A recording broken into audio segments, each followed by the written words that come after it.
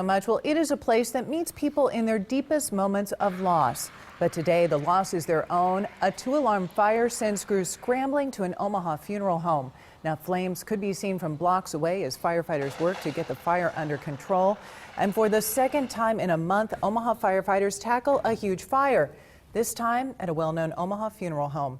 It's a story we first brought you on Action 3 News this morning. 4 people, including 3 firefighters and 1 employee, went to the hospital with injuries. KMTV Action 3 News reporter Shantae Passmore has been covering this story since very early this morning. Let's go to her for the latest. Shantae. Matt and Deanne, we're standing behind the funeral home, and as you can see behind me, there is a lot of fire damage. Earlier this morning, the scene was very active as fire crews were working to put out the flames, but there's still more work to be done as they investigate what caused this fire.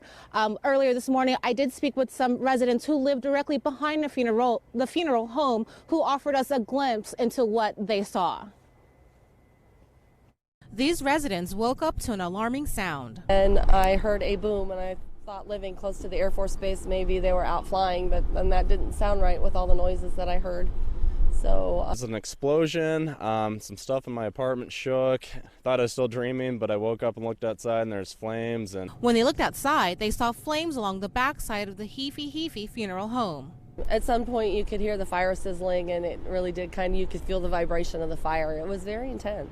And it just looked like an inferno. For nearly 2.5 hours, Omaha Fire Department fought the flames. In the beginning, they worked to tame the flames at the back of the building.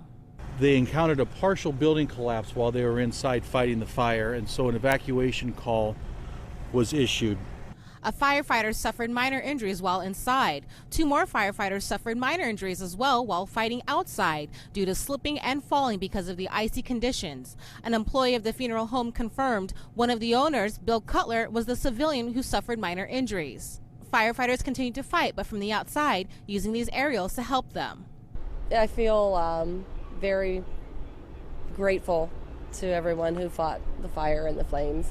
I feel very bad for the business owners. The owners of the funeral stood outside as firefighters continued to contain the fire, unable to enter their business.